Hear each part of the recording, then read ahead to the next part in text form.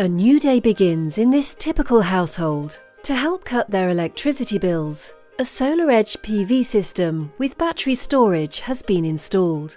The SolarEdge monitoring dashboard provides insight into household production and consumption, showing the power flow between the PV array, battery, grid and house loads. Real-time system data is tracked by the graph. The red curve represents the consumption. The PV production curve is green, and blue represents self-consumption.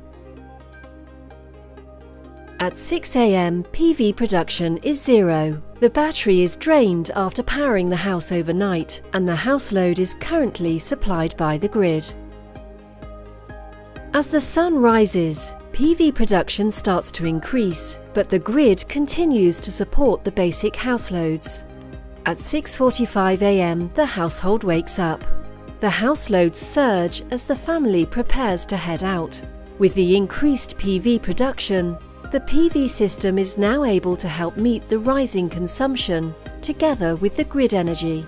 At this stage, PV energy only supports house loads and does not charge the battery. It's 8 AM. Since everyone has left the house load has dropped. PV production now greatly exceeds consumption, so there is no electricity supplied by the grid. The house is now energy independent for the first time today. The green production curve exceeds the blue self-consumption curve. In this case, the excess PV energy is used to charge the battery. The battery continues to be charged by PV throughout the morning. The house load remains low and is fully supplied by the PV energy. With PV at peak production and the battery reaching full charge, the excess energy can now be exported to the grid. At midday, the house is still energy independent.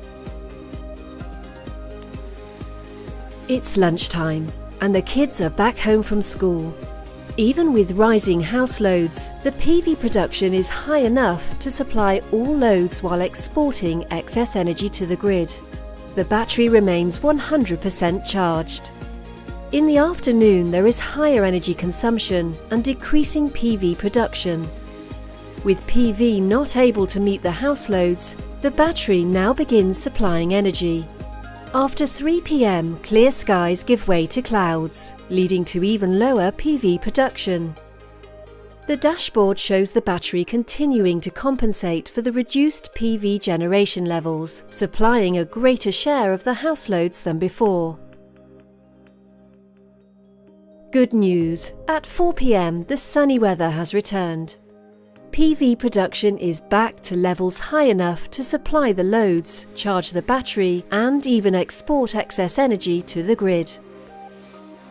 It is now 6 PM, dinner time. Daylight is turning to dusk, and PV production is winding down for the day. The low PV generation isn't able to supply the high energy consumption. With demand exceeding the battery's continuous power output, the grid is used to ensure that the high energy demands are met. As the sun sets, PV production has dropped to 0. With household consumption relatively low, the battery alone is able to supply the house loads without any need for the grid. It's 10 PM, bedtime. House loads are minimal, so the battery is able to power the house by itself until full discharge at around 4 AM. The grid then takes over household energy supply for the rest of the night, with PV production starting again after sunrise.